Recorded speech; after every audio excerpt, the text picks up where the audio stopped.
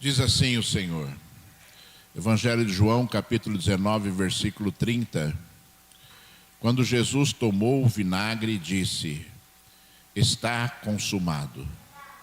E inclinando a cabeça, entregou o Espírito. Aleluia. Deus exaltado e Rei glorificado, meu Senhor, Deus de toda a terra, Deus que conhece as nossas vidas, Senhor. Chegou a hora de ministrarmos, Senhor, da glória à Tua palavra, Senhor. Eu rogo a Ti agora, Senhor, que o Teu poder se manifeste, Senhor, neste lugar. Fala conosco, Senhor. Me usa agora, Senhor, pela Tua misericórdia, Senhor. Oh Deus, toca nos meus ouvidos, toca nos meus lábios, Senhor. Toca no meu coração, Senhor. Arranca as minhas emoções, Senhor. Oh Deus, muda os meus pensamentos, Senhor. E fala, Senhor, aos meus ouvidos, Senhor. Tu sabes que nós precisamos de Ti, Senhor. Precisamos ouvir a Tua voz, Senhor. Então fala conosco, Altíssimo Rei. Em nome de Jesus, o Filho de Deus, nosso Senhor e nosso Salvador. Aleluia. Graças a Deus, irmãos. Graças a Deus. Irmãos, os irmãos sabem que o Evangelho de João é um evangelho assim, tremendo, que traz inúmeras revelações a nós, principalmente a respeito da majestade de Jesus, né? A respeito da divindade de Jesus, e fala também a respeito da vinda do Espírito Santo, da grande promessa de Deus para a igreja, que é o Espírito Santo de Deus. Mas para que tudo aquilo que Jesus pregou acontecesse, irmãos, deveria existir um caminho. Existia um caminho que deveria ser percorrido, né? Ser percorrido por Jesus, assim como existe um caminho que deve ser percorrido por nós, para que nós alcancemos ali, né? Alcancemos ali o objetivo da obra de Jesus na cruz. A Bíblia diz aqui que Jesus, quando ele teve sede, ele pediu água ali aos guardas, né? Os guardas, né, molharam ali uma esponja em vinagre e com um pedaço ali, um galho de árvore, né? Colocaram na boca de Jesus, e Jesus ali, quando sentiu aquele vinagre, ele citou estas palavras: está consumado.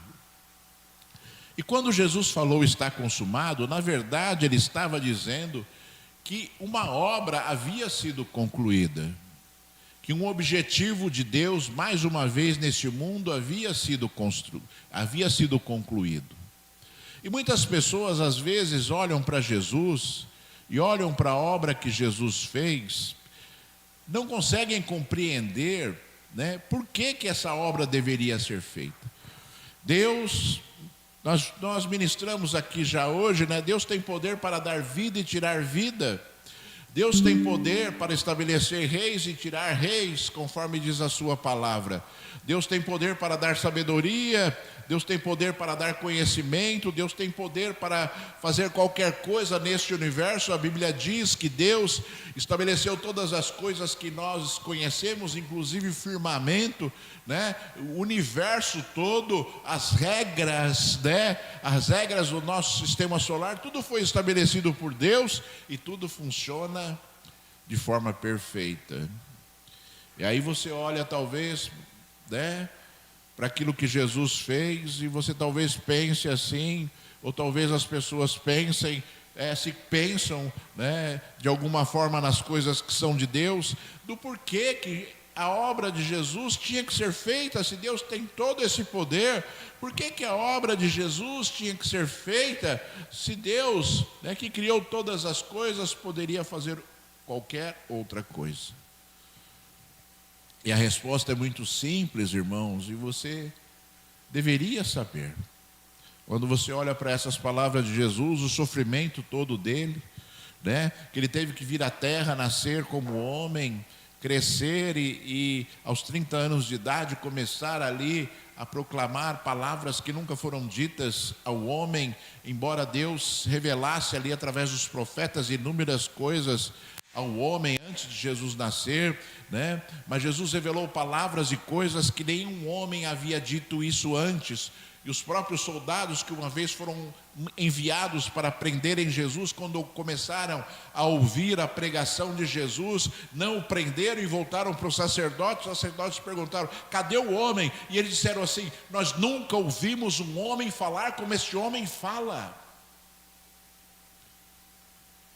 Só que as palavras de Jesus, que ainda permanecem poderosíssimas, são desprezadas de forma tremenda pela humanidade, pelas pessoas que não se interessam pelas palavras que nenhum homem antes falou à humanidade. O homem, ele ainda assim, olha para as coisas que são de Deus e eles entendem que elas são muito teóricas, quando na verdade elas representam poder, e poder puro para as nossas vidas, né? Nós fizemos aqui uma celebração, uma cerimônia de consagração, e irmãos amados, essa cerimônia de consagração, ela tem valor espiritual. Essa celebração que nós fizemos aqui representa algo no mundo espiritual, e Deus age no mundo espiritual. Se nós praticarmos coisas, nós não compreendermos aquilo que essas coisas verdadeiramente representam, nós vamos ser pessoas frias, pessoas que não conhecem Deus, não entendem Deus, e pessoas que jamais viverão as coisas que são de Deus, e pessoas que jamais viverão, segundo o propósito de Jesus, segundo o propósito da morte de Jesus na cruz. Muitas pessoas jamais viverão o objetivo da morte de Jesus na cruz, que é a salvação. Muitas pessoas jamais viverão isso. E é simples, é simples entender por quê. Por que Deus, então, no seu infinito poder, não estabelece, que o homem seja um homem fiel a Ele? Por que Deus deixou que o homem pecasse? E por que Deus deixou que o homem vivesse situações de rebeldia durante toda a jornada que nós conhecemos, que está descrita na Bíblia? Por que em determinado momento, na época de Noé, Deus teve que destruir toda a humanidade e deixou só ali a família de Noé para gerar uma nova geração, com a esperança de que essa nova geração fosse uma geração melhor do que a que estava sendo destruída? Apesar do poder de Deus de estabelecer todas as coisas, irmãos, Deus não abre mão que o homem o deseje, Deus não abre mão que o homem o ame, Deus não abre mão de que o homem sinta a necessidade da presença dele por conta própria. Deus não abre mão de que nós, seres humanos, o desejamos. Deus não abre mão disso, o desejemos, Deus não abre mão disso. Deus quer que esse sentimento seja verdadeiro e nasça no coração do homem. Deus não quer, que haja uma criação que simplesmente obedece a Deus, porque Deus tem poder para fazer o homem obedecê-lo de qualquer forma. Deus não abre mão de que o homem esteja vivendo as coisas que são dele, porque ele quer, porque ele deseja e porque ele deseja satisfazer o coração e a vontade de Deus. Quando Deus disse a Adão e Eva: olha, tudo aqui que eu criei, vocês têm autoridade sobre ela. A Bíblia diz que Deus deu autoridade ao homem sobre toda a terra. A Bíblia diz que Deus disse ao homem: sujeitai a terra, faça da terra aquilo que você deseja. Deus deu autoridade ao homem sobre este mundo, sobre as coisas deste mundo, sobre as coisas que foram criadas por Deus. E é por isso que talvez você não compreenda às vezes porque Deus se usa do homem para fazer determinadas coisas neste mundo. E porque as coisas não acontecem simplesmente por acontecer. Porque Deus quer que o homem, porque Deus tem que usar o homem para que as coisas aconteçam em determinados momentos. simplesmente porque Deus deu autoridade ao homem, e essa autoridade deve ser exercida pelo homem, né? Porque Deus deseja que assim o seja, e Deus fez assim, e a criação não pode ser pervertida. Deus não deseja que a criação seja pervertida. As coisas que são de Deus, elas são perfeitas e sempre serão perfeitas. As coisas que Deus criou, as intenções de Deus no momento da criação continuam sendo as intenções de Deus para as nossas vidas. Deus deseja fazer parte da nossa vida. Deus deseja nos visitar todos os dias para conversar conosco. Deus deseja que nós sejamos obedientes. Deus deseja que nós sejamos temerosos a Ele. E Deus deseja que nós sejamos abrindo mão dos nossos desejos pessoais para que os desejos dele sejam cumpridos na nossa vida, porque se os desejos de Deus para as nossas vidas forem cumpridos, nós conseguiremos tudo aquilo que nós desejamos. Olha só, irmãos, Jesus falou: buscar em primeiro lugar o reino de Deus e a sua justiça, porque as demais coisas vos serão acrescentadas. Então o homem, ele procura as coisas que são do mundo, e não entende que se ele buscar as coisas que são de Deus, ele vai conseguir as coisas que são do mundo. É uma naturalidade, é algo natural de Deus. Deus disse assim, Deus falou assim. Deus disse ao povo de Israel, quando ia entrar na terra prometida, que o povo entraria numa terra abençoadíssima, que manava leite e mel, ou seja, as coisas melhores de Deus seriam oferecidas, num dos salmos o Senhor fala assim: se o meu povo me obedecesse, se o meu povo obedecesse a minha palavra, eu o saciaria com o trigo mais fino e com o puro mel que escorre da rocha. Ou seja, são promessas de Deus que vão se cumprir na vida daquele que coloca Deus em primeiro lugar. Mas as pessoas estão o quê? Querendo as coisas do mundo e desprezando Deus, e querem vencer, e são pessoas tristes, amarguradas, infelizes. São pessoas que lutam, têm medo de perder tudo o que conquistaram, tem medo, sabe, das coisas que são desse mundo, são ansiosas, depressivas, quando na verdade Deus, que criou os céus e a terra, não tem nada dessas circunstâncias, para que nós vivamos neste mundo. Deus tem coisas maravilhosas para nós neste mundo. Independentemente de você achar que as coisas maravilhosas de Deus são as riquezas, porque as coisas maravilhosas de Deus, na verdade, é a prosperidade do homem. E a prosperidade do homem não significa riquezas. A prosperidade do homem significa que tudo que ele necessitar, ele vai ter. Tudo que ele necessitar, ele vai ter. Isso é ser próspero. Ser próspero significa que nós olhamos para Deus, falamos com Deus e ouvimos a voz de Deus.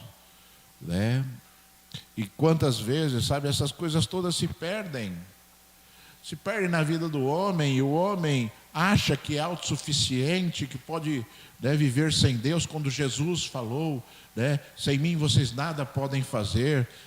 Quantas vezes o homem ele despreza Deus, achando que Deus é um sonho, que Deus é uma ilusão, que Deus é uma mentira. Na verdade, no fundo do coração, as pessoas estão dizendo isso, que Deus é uma mentira, que Deus não existe, ou que Deus, o que Ele falou na Bíblia, não tem importância para a vida neste mundo. E eu não sei qual o fundamento que as pessoas elas usam para concluir isso, porque aonde Deus se apresenta à terra? Através da Bíblia. Nós conhecemos Deus porque existe a Bíblia, e se nós conhecemos o Deus da Bíblia, é porque a Bíblia diz a verdade. E se a Bíblia diz a verdade, por que nós não seguimos a verdade? Porque talvez as pessoas estejam pensando assim: a Bíblia envelheceu e o mundo se modernizou, e a palavra de Deus já não serve para a humanidade, por isso que desprezam tanto. A palavra de Deus já não serve para a humanidade, porque se modernizou a humanidade, a palavra de Deus não se modernizou. Eu queria dizer para você, irmãos amados, que essa é uma mentira satânica, porque tudo que Deus ensinou na palavra dele, tudo que Deus escreveu na Bíblia, né? Tudo que Deus ministrou a nós através da palavra de Deus, né? É extremamente verdadeiro e útil para as nossas vidas. Se nós seguirmos a palavra de Deus, toda a nossa descendência será abençoada. Se nós seguirmos a palavra de Deus, nós seremos abençoados. Nós teremos paz, nós teremos alegria, nós teremos ali o regozijo espiritual de ter Deus participando da nossa vida, né? Porque a palavra de Deus nos conduz para um caminho aonde, né, nós vamos encontrar Deus, aonde nós vamos encontrar Jesus, né?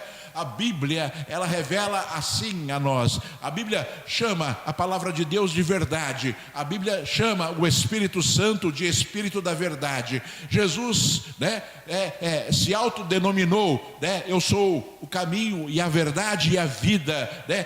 Deus, um dos nomes de Deus é o Deus da verdade. Ou seja, as pessoas, elas têm que compreender que a verdade sobrepõe a mentira, que a verdade anula a mentira, né? E esse mundo, a humanidade criou situações que foram influenciadas pelo príncipe deste século, conforme disse Jesus. Jesus falou assim, antes de, né, ser crucificado e dizer essa palavra, está consumado, dizendo aos seus discípulos, eu tenho que ir, porque se eu não for, não virá o Consolador, o Espírito Santo, e o príncipe deste século já está vindo.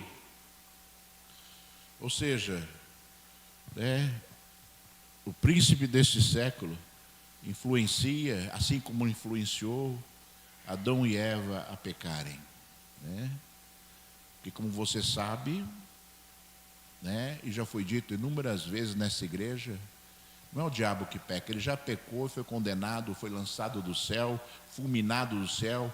A Bíblia diz que Jesus viu Satanás cair do céu como um raio na terra, né? Não é Satanás que peca, é o homem. Quem decide pecar é o homem, influenciado por Satanás, como Adão e Eva foram influenciados. A decisão de pecar é do homem, é por isso que o pecado leva à morte. É por isso que o pecado leva à condenação. Quando Adão e Eva justificaram os seus pecados, Deus não aceitou a justificativa do pecado, como Deus não aceita a justificativa para nenhum pecado. Não adianta você chegar na presença de Deus e falar assim para Deus, Senhor, eu pequei contra ti, mas sabe, foi muito forte a tentação, Senhor. Foi muito forte, eu não consegui resistir. E Deus vai olhar para você e vai falar assim, você tinha que resistir. Você tinha que resistir, assim como ele falou para Adão e Eva, maldita é a terra por sua causa, e expulsou Adão e Eva da sua presença. Assim como o pecado afasta o homem de Deus. O pecado afasta o homem de Deus. E não existe justificativa para o pecado, porque o homem tem a capacidade de vencer qualquer tentação que virá sobre ele, porque o próprio Senhor, ele disse, não virá tentação, né, sobre vocês, maior do que vocês possam suportar, porque simplesmente Deus conhece o homem. E se Deus conhece o homem, Ele jamais deixaria de vir sobre nós algo maior do que nós podemos suportar, né? Deus jamais vai deixar vir algo sobre a sua vida que você não possa suportar. Deus não faz isso, irmãos. Deus jamais faria isso contigo, deixar vir algo sobre você que você não possa suportar. Então suporte as suas lutas e vença, né? Para que Deus te dê a recompensa para a tua vitória, né? Se você olhar os últimos versículos do livro de Apocalipse, eu gosto muito do livro de Apocalipse. Nossa, eu gosto demais do livro de Apocalipse, principalmente dos últimos capítulos, dos 2 últimos capítulos. E o Senhor, ele termina o livro de Apocalipse dizendo assim, né? Depois que ele falou tudo e revelou tudo e encerrou a Bíblia, ele disse assim para o homem: continue o homem que é justo sendo justo, e continue aquele que é injusto praticando injustiça. Ou seja, depois que ele falou tudo, é uma decisão do homem. Depois que Jesus, né, revelou mais uma vez a sua palavra, é uma decisão do homem. E ele terminou a Bíblia dizendo: olha, agora continue o justo fazendo justiça e o injusto continue praticando injustiça, porque a recompensa virá sobre todas as coisas. E talvez você olhe hoje para a humanidade e você veja a perdição terrível que existe nesse mundo, porque, né, pense comigo, aquele que tem Deus no coração, aquele que tem Deus no coração, aquele que tem o Deus da Bíblia no coração, o Deus da Bíblia no coração, poderia matar alguém? Aquele que tem o Deus da Bíblia no coração poderia roubar alguém?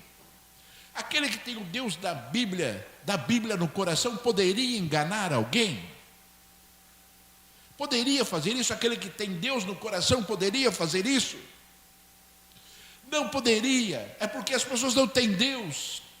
Elas acham que tem Deus, acreditam num Deus que não existe e servem ao diabo ao invés de servirem a Deus. É por isso, né, que a humanidade pratica essas determinadas atitudes e acham que a religião, e acham, né, que se dizer cristão simplesmente basta, né? Cristão significa seguir a Jesus. Eu sou cristão, eu sigo a Jesus. Eu sigo a Jesus. Se você não segue a Jesus, você não é cristão coisa nenhuma. Você é um mentiroso. Você é um mentiroso. Porque você não segue a Cristo e se diz cristão, né? Você é um mentiroso. Né? E nós, sabe, temos que olhar para as nossas vidas, né, e fazer conforme o próprio Senhor Jesus disse, né? Quando o apóstolo Paulo estava ministrando ali, né, aquilo que aconteceu na Santa Ceia, né, aquilo que aconteceu ali na última ceia de Jesus, quando ele disse assim: examine-se o homem a si mesmo. Examine-se o homem a si mesmo e depois coma do pão. Examine-se o homem a si mesmo. Não adianta nós tentarmos ter uma vida sadia espiritual se nós não examinarmos a nossa vida espiritual. Sabe por quê, irmãos? Porque não existe ser humano neste mundo que não precise mudar. Não existe ser humano neste mundo que não precise ser melhor para Deus. Não existe. Por isso que é necessário nós nos examinarmos. Examinarmos a cada dia a nossa vida e concluirmos aquilo que nós temos que mudar. O que eu tenho que mudar? O que você tem que mudar hoje? O que Deus está querendo que você mude? Qual é a situação que Deus quer que você mude? E talvez você fale assim: isso não é importante para mim, né? Isso não é importante saber o que Deus quer que eu mude. E eu vou dizer para você, né, que se você pensa desta forma, você está completamente desligado de Deus. E o sacrifício de Jesus na sua cruz, o sacrifício de Jesus na cruz, jamais terá êxito sobre a sua vida. Porque apesar de Jesus ter morrido na cruz por todos, nem todos o receberam, conforme diz a palavra. Nem todos o receberam. Se você olhar um pouquinho a palavra do Senhor, eu vou ler alguns versículos aqui, eu gostaria só que você prestasse atenção. Preste atenção. Nós lemos João 19, eu vou ler João 17. Que é Jesus falando. E o Salvador falando, nosso Salvador falando, são palavras de poder. Então preste atenção. Depois de dizer estas coisas, Jesus levantou os olhos e disse: Pai, é chegada a hora. Glorifica o teu Filho, para que o teu Filho glorifique a ti. Assim como lhe deste autoridade sobre toda a humanidade, a fim de que ele conceda a vida eterna a todos o que lhe deste, E a vida eterna é esta. A vida eterna é esta: que conheçam a Ti, o único Deus verdadeiro, e a Jesus Cristo a quem enviaste. Eu te glorifiquei na terra, realizando a obra que me deste para fazer. E agora, ó Pai, glorifica-me contigo mesmo com a glória que eu tive junto de Ti, antes que houvesse o mundo. Manifestei o Teu nome àqueles que me deste do mundo. Eram Teus, Tu os deste a mim, e eles têm guardado a Tua palavra. Agora eles reconhecem que todas as coisas que me tens dado provêm de Ti, porque eu lhes tenho transmitido as palavras que me deste. E eles as receberam, verdadeiramente reconheceram que saí de Ti e creram que Tu me enviaste. É por eles que eu peço, não peço pelo mundo, mas por aqueles que me deste, porque são Teus. Irmão, Jesus, ele estava orando por nós. É interessante porque Jesus separou um momento para orar por nós, né? E Jesus, ele falou palavras aqui de extremo poder, dizendo a respeito daquilo que ele tinha feito e também dizendo, irmãos amados, do alvo desta oração. Quando ele disse assim, olha, né, não peço pelo mundo, eu não peço pelo mundo, mas aquele a quem me deste. E se nós olharmos a palavra de Jesus, ele disse assim, eu tenho transmitido as palavras que me deste e eles a receberam. Ou seja, irmãos, sabe, quando a pessoa olha para Jesus e olha para o sacrifício de Jesus e acha que ele é alvo de Jesus e acha que ele é filho de Deus, conforme diz a palavra, né? Não é mais criação de Deus, criatura de Deus, mas se transformou em filho de Deus. Quando a pessoa, ela acha que é e não segue a palavra, e não obedece a palavra, e não segue os mandamentos de Jesus, essa pessoa está completamente envolvida, né, com aquilo que é do mundo e não com aquilo que é de Deus. E quando as pessoas estão envolvidas com aquilo que é do mundo, as pessoas se afastam de Deus, porque o mundo se opõe a Deus, né? E nós falamos aqui, né, que quem tem Deus no coração tem determinadas características. Quem tem Deus no coração tem determinadas características. E uma das principais características é como Davi. O rei Davi, ele pecou e errou contra o Senhor e sofreu inúmeras consequências por isso, mas ele era um adorador. Nós lemos, o salmo que nós lemos no início desse culto foi escrito por Davi. Davi era um homem que adorava a Deus, e que quem tem Deus no coração deseja adorar a Deus. Quem tem Deus no coração deseja exalar a Deus o seu sentimento de adoração. Quem tem Deus no coração tem determinadas características, irmãos.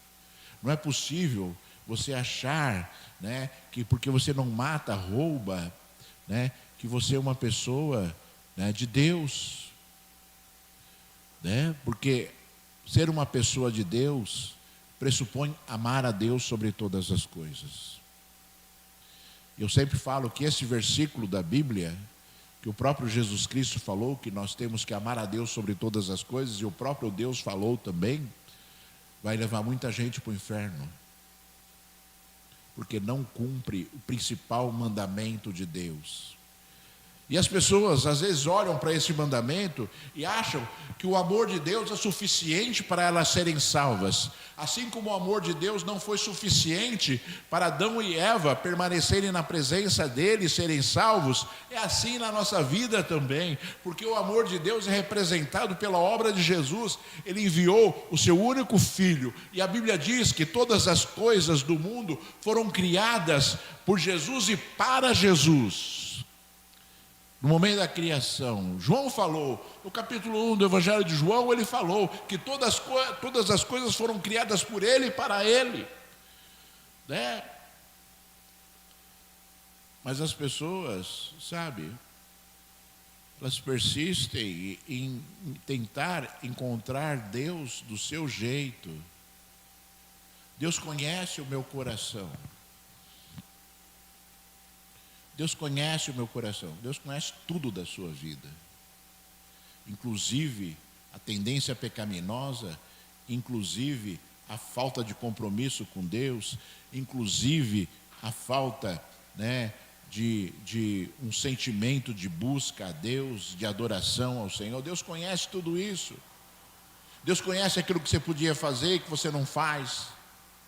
Deus conhece tudo da tua vida, não só o seu coração. E quantas vezes Deus está falando e falando e falando e alertando e chamando, como Deus, falou para o próprio Jeremias. Nós vemos o primeiro capítulo de Jeremias aqui na apresentação do Mateus.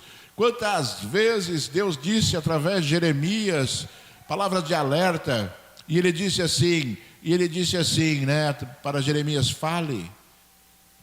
Eu enviei os meus profetas desde madrugada falando, e ele falou para Jeremias em determinado momento: vai, fale, quem sabe alguém ouça. Quem sabe alguém ouça. Vai, fale, quem sabe alguém ouça. Sabe, irmãos, chegou a hora de nós olharmos para Cristo e sentirmos prazer nas palavras de Cristo, e regozijo espiritual em lermos a Bíblia, porque são as palavras de Deus e as palavras de Jesus. Jesus, ele veio, morreu na cruz, ressuscitou, ficou 40 dias depois de ressuscitado ainda na terra, ensinando os seus discípulos, e depois enviou os seus discípulos para pregar o Evangelho, e através da pregação do Evangelho nasceram as igrejas. O apóstolo Paulo foi levantado por Deus, para cuidar das igrejas, e Paulo escreveu inúmeras cartas às igrejas. As igrejas, porque Deus queria que nós conhecêssemos a verdade e a profundidade de Deus. Deus se importa conosco, e Deus quer nos salvar, e Deus quer que nós tenhamos relacionamento neste mundo com Ele, e Deus quer que nós conheçamos a palavra, Deus quer que nós conheçamos a verdade, para nós não sermos enganados pela mentira. Se você não conhece a verdade, como você sabe aquilo que é mentira? Como você sabe aquilo que é mentira, se a verdade não passa pela sua cabeça? Então tudo o que se fala pode ser verdade para você. Tudo o que se fala, você pode considerar que é a verdade. Quando na verdade as coisas são de Deus, elas jamais podem ser confundidas, Se você olhar a sociedade hoje em dia, você vai concluir assim: se você olhar e raciocinar, independentemente da degradação terrível que existe na sociedade, se você olhar, você vai perceber que ainda os valores morais que existem foram instituídos por Deus. Ainda os valores morais que existem na sociedade foram instituídos por Deus. Por isso que nós sabemos o que é certo e o que é errado. Porque Deus estabeleceu o que é certo e o que é errado. E Satanás perverte. Então, cada vez mais, esses valores morais vão se perdendo na humanidade. E é por isso que a humanidade vai se destruindo, porque os valores de Deus estão sendo perdidos a cada década, a cada ano, a cada dia. E não vai existir chance, porque Deus não muda, irmãos. Porque Deus não muda. Como Deus destruiu a humanidade na época de Noé, haverá a volta de Cristo. Haverá a volta de Cristo para Deus resgatar resgatar a sua igreja, para resgatar aqueles que são fiéis a Deus. Não se engane, existe um tempo para isso. E talvez você pense assim: poxa vida, realmente, agora eu entendo, Deus quer que o homem o ame por um sentimento pessoal, e é verdade, Deus quer sim que Deus, que Deus seja amado por nós, porque nós queremos que Ele seja amado. E talvez você pense assim, aí Deus, lá no livro de Apocalipse, Ele falou assim: olha,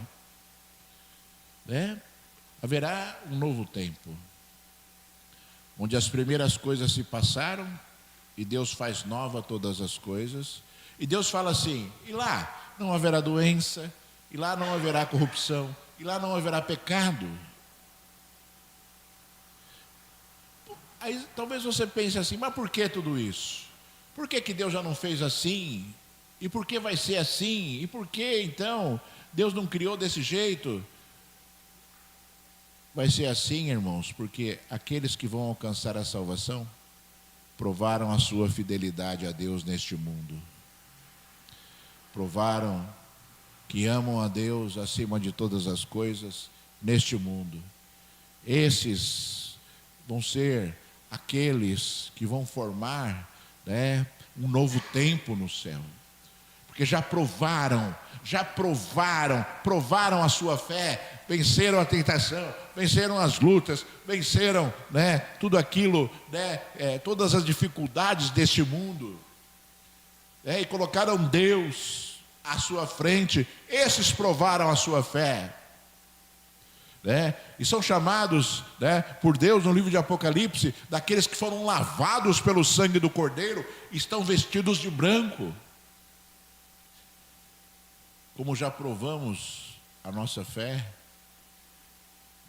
vamos poder viver agora, na presença de Deus, sem chance do príncipe deste século atormentar as nossas vidas, porque ele vai ser aprisionado de forma definitiva, juntamente com aqueles que amaram mais as coisas do mundo do que as coisas de Deus. Para você ver, irmão, sabe, a igreja, ela prega a palavra de Deus. Se ela não pregar a palavra de Deus, ela é mentirosa. E se ela for mentirosa, ela pertence ao diabo. A igreja prega a palavra de Deus. E ela tem que pregar a palavra de Deus, porque quem sabe alguém ouça. Porque quem sabe alguém dê ouvidos. Porque quem sabe alguém decida-se, sabe, por um novo caminho, por um caminho, que Deus planejou para todos nós, planejou para mim, planejou para o Mateus.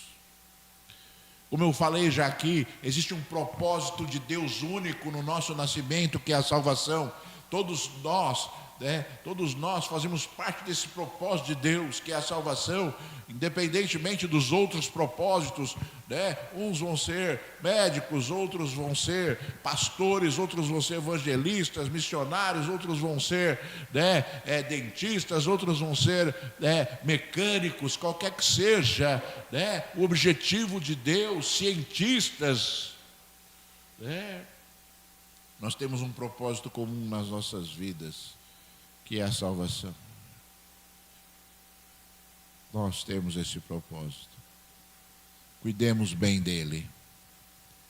Cultivemos o maior propósito de Deus nas nossas vidas, porque com certeza os outros propósitos deste mundo você vai atingir.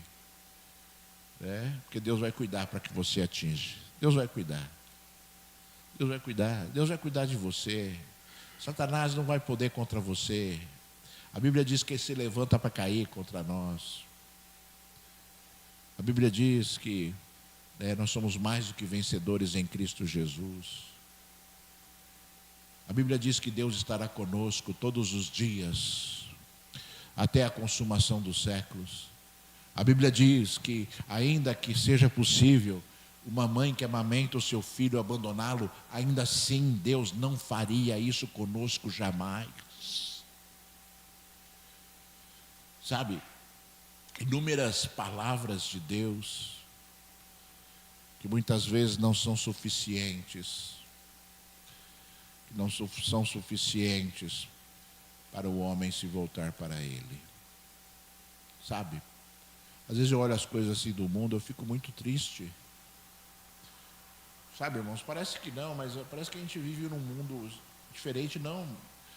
Tenho muitas aflições, irmãos, muitas aflições e muitas lutas.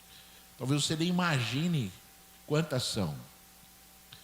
Sabe, mas às vezes eu começo a pensar assim e falo, poxa vida, já falei aqui, vou falar de novo. Deus, quando Adão e Eva eles pecaram, Deus os expulsou do paraíso, e Ele teve que colocar guardas, para o homem não voltar, Ele teve que pôr guardas. A Bíblia diz que Ele colocou anjos na porta do paraíso para que o homem não voltasse. Ele proibiu e o homem queria voltar. Hoje, o homem não quer entrar na presença de Deus. Jesus rasgou o véu, mas o homem não quer entrar. É muito triste, sabe, irmãos? O próprio Senhor Jesus ele falou assim: eis que eu estou à porta e bato.